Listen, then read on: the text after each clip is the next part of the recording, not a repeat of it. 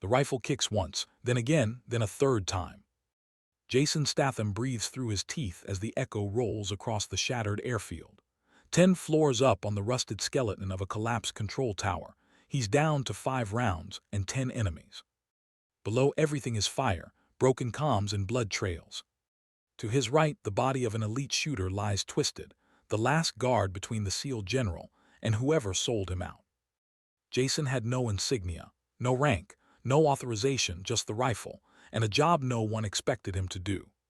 He sights in, exhales, pulls, 1 more down, 9 left. Because 5 years ago, they said Jason Statham wasn't good enough to shoot. But 5 years earlier, Jason stood in the rain, hands behind his back, boots sinking into mud. Around him, SEAL sniper candidates, lean, elite, razor-focused. One by one, they dropped prone and nailed distant targets with cold precision. Jason didn't. His scope was misaligned, his grip off, his trigger pull slow. He missed by inches, then again by feet. Instructors whispered, one laughed. He's not a shooter, he's a hammer in a world of scalpels. Jason was dropped from the course. Official reason, fails tactical precision. But behind his silence was something else. He'd seen a pattern, encrypted comms getting intercepted, target layouts shifting right before ops, and only one group had access to that data, the Sniper Command Network. So he failed on purpose. Because if he stayed, he'd be too visible, but if he vanished, he could watch. 2 months later, Jason loaded crates in the cold guts of Forward Operating Post Echo. No uniform, just gray overalls and a digital clipboard. He tracked supply routes, fuel usage, crate inventory, and hidden inside every 4th shipment was a tracking bug, his design. He wasn't gone, he was hunting. Late one night while reviewing shipment logs, he saw it again. A box scheduled for base repair had no corresponding work order. Inside it, a compressed drone pod GPS tagged for Elmsworth, the general's private estate. Jason blinked once, saved the file, sent it to no one, because there was no one to trust. Weeks turned to years. Jason rotated between camps, always in shadows. He built a quiet pattern, mapped their shipments, studied the guards, count the steps of the men pretending to be his superiors. And behind it all, one name kept surfacing. Colonel Nyers, the golden boy who'd once run the sniper program Jason failed. The same man now organizing joint training missions in regions where SEALs kept disappearing. 3 weeks before the ambush, Jason caught Nyers personally reviewing a crate scheduled for artillery repair. He kept his distance, watched as Nyers scanned a coded label, then keyed in a new route. Jason knew that box, he rigged it, and he watched it redirect toward Elmsworth again. This wasn't training, this was targeting. 1 week out, Jason intercepted a comms burst from an encrypted drone. The message wasn't decoded, but the pinged location said everything. Command Tower Base Alpha 300. Jason looked at the tower, then at the men stationed nearby. All green berets, all perfect on paper, all men who'd never sweat in a real firefight. Something was coming, he'd need the right weapon. And not the ones they gave out in the armory. The night of the assault, alarms didn't go off, they were cut. The first explosions hit the mess hall, the second, the fuel bay, and the third, right at the housing quarters near the general's wing. Jason was 3 buildings over when it started. He moved without radio, without backup, without a uniform.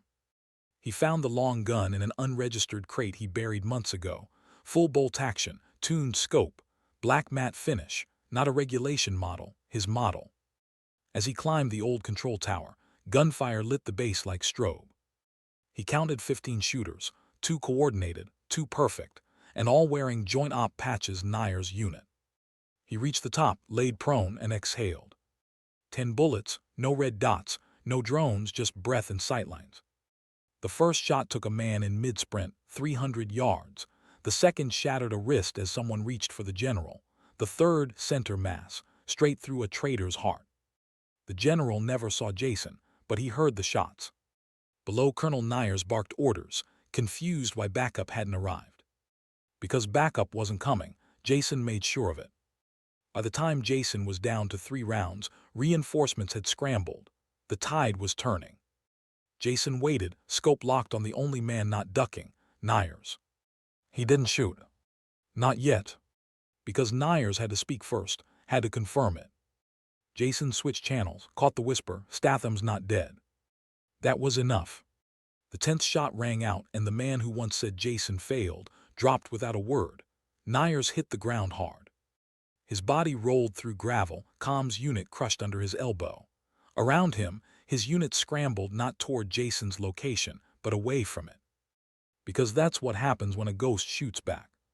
Jason didn't move from the rooftop. 3 rounds left, 2 targets unaccounted for, but now it wasn't about the shots. It was about the truth. He switched frequencies on the old combat channel, static, then voices. "Team Bravo is down, Nyers is hit, who's running lead now?" Then silence. Jason whispered into the mic, "The guy you failed." They froze, because no one had used that channel in 4 years.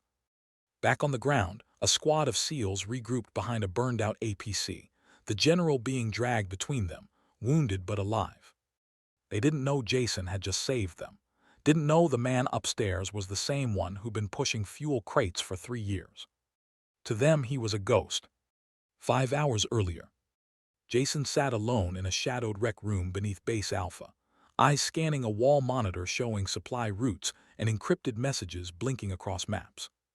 The data confirmed what he suspected, a timed assault, inside job staged as a joint force exercise. And the only person who could authorize it, Nyers. Jason opened a sealed file, footage. From the sniper test 5 years ago. Rewind, Jason lying prone, his shot going wide, instructors laughing. But in the corner of the screen, a figure in officer's stripes whispering to a tech, adjusting Jason's scope mid-prep. The sabotage was captured. Jason stared, not at his failure, at the proof it wasn't real.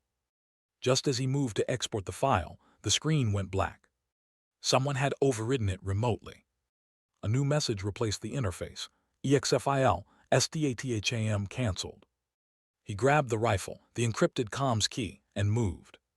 Because the kill order was already active.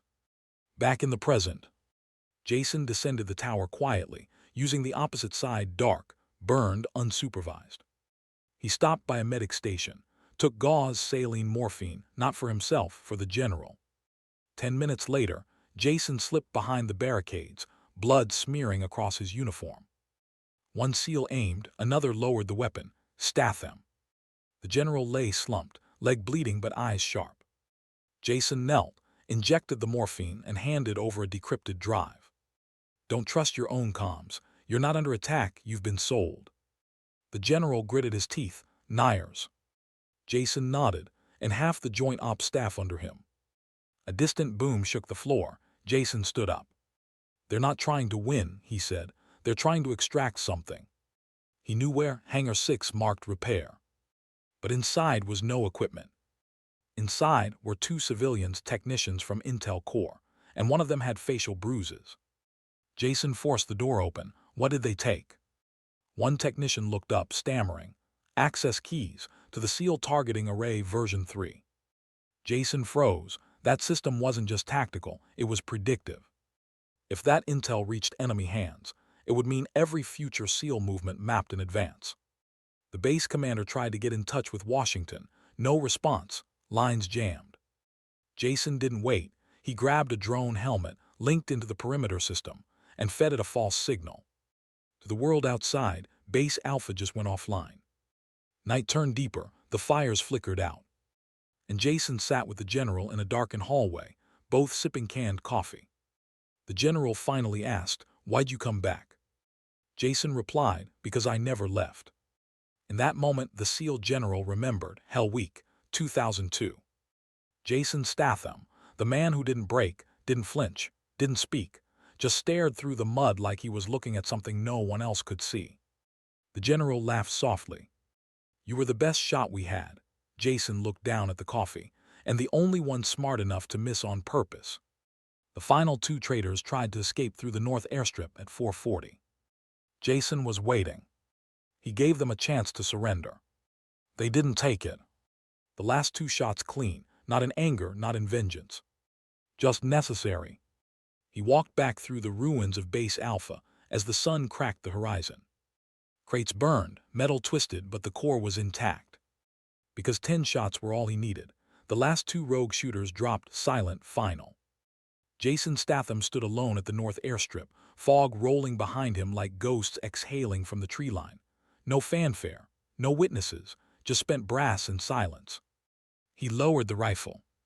10 shots fired, 10 men dropped, one conspiracy gutted. But this wasn't over. By dawn, Base Alpha was crawling with command-level brass, unmarked SUVs, clean-shaved men with silver bars and no names. They walked past bloodstains like they weren't there. The general sat in a folding chair outside the comms tent, leg bandaged, flanked by 2 guards. Jason stood to the side unacknowledged, ununiformed, uninvited. A full debrief had been scheduled. Jason wasn't on the list, but he came anyway. Inside the makeshift command tent, satellite footage looped overhead. It showed the base in ruin, aerial markers tagging Jason's rooftop shots, perfect, surgical, each tied to confirmed internal threats. Colonel Nayer's betrayal had been validated. The footage of Jason's rigged sniper test had been restored and verified. And yet, one officer leaned forward. Why did he hide for 5 years? The general cleared his throat. He didn't hide, we lost him. A pause, then another voice. He was compromised, should have reported it through command. Jason finally spoke. Command was the leak. Silence. He stepped forward and dropped the decrypted drive onto the steel table. I have a list of 6 other names. One of them is still in this room. The air shifted. No one moved. Then one officer slowly reached for his holster, subtle, measured. Jason didn't draw. He didn't have to. Because a second later, 2 SEALs burst in and tackled the man mid-motion. Jason had fed the names to the general an hour earlier. It wasn't just about Nayers. It never was. Hours later, the sun rose clean over Base Alpha. Smoke still rose from the fuel bay, but command was back online. Jason stood alone at the burnt edge of the training field, the same field he was dismissed from years ago. Same dirt, same wind, same targets still hanging in the distance. He set up the sniper rifle once more. No instructors this time, no sabotage. He lay prone, aligned the scope. Wind speed, distance, humidity, he calculated it in silence. 1 shot dead center, a breath, another shot, bulls. 10 clean shots, each tighter than the last. But no one was watching, and that's exactly how he liked it. Later, as cleanup crews moved in, Jason walked to the general's quarters. He didn't knock, just paused outside. The door opened anyway. The general stood, leaning on a cane now. You leaving? He asked. Jason nodded, already gone. The general handed him an envelope, official clearance papers, no rank, no ceremony, just one word in bold, CLEARED. Where will you go? The general asked. Jason looked out at the horizon. Somewhere they don't need a rifle. As Jason walked off the base, the remaining SEALs paused. Some saluted, others just watched. He didn't return the salute, didn't need to. They knew what he was. Not a failure, not a ghost, not a traitor. He was the one who fired 10 shots and ended a war before it started. The camera pulls back. Jason's figure walks toward the sun, the base behind him growing smaller, finally quiet. But in his right hand, he still carried the rifle. Just in case.